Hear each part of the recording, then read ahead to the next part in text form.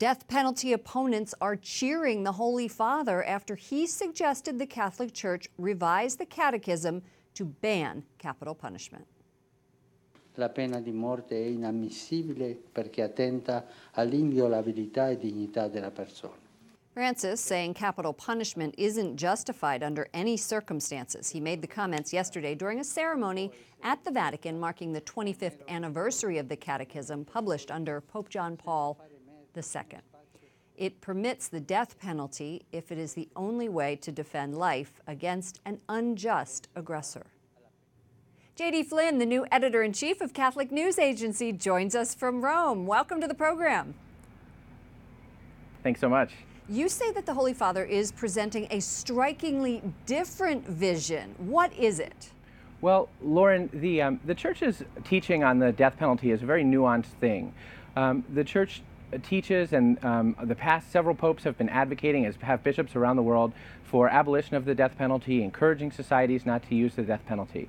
At the same time, the Catechism of the Catholic Church teaches that when there are no other means to secure the common good, public safety, to ensure that we can be protected from people who are potentially dangerous, that the death penalty can be used, but only in the circumstances when there are no other means. Yesterday, Pope Francis said that the death penalty is in itself contrary to the gospel.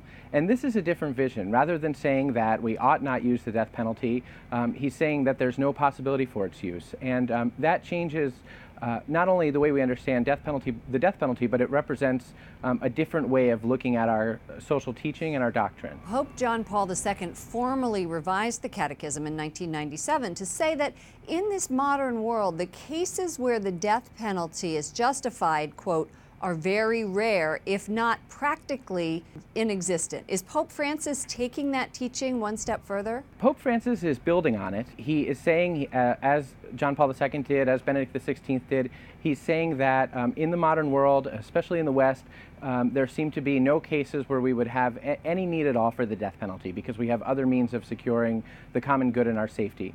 But yesterday what Pope Francis said is something different. Rather than saying we don't need it, he said that there's no moral justification for the death penalty at all. And for theologians, that represents a different approach. It brings to mind the idea of intrinsically evil acts, whereas the Church's traditional teaching has said that the death penalty should not be used except in very rare and restricted cases. What the Pope is saying now is that it can never be used under any circumstances. Is that it? Is that the new rule? Well, yeah. What will happen now is that theologians will discuss what does it mean for doctrine on the death penalty to develop. Is this, can we understand this as an authentic development of doctrine? Is this connected thoroughly with the doctrine that the Church teaches even now in the Catechism?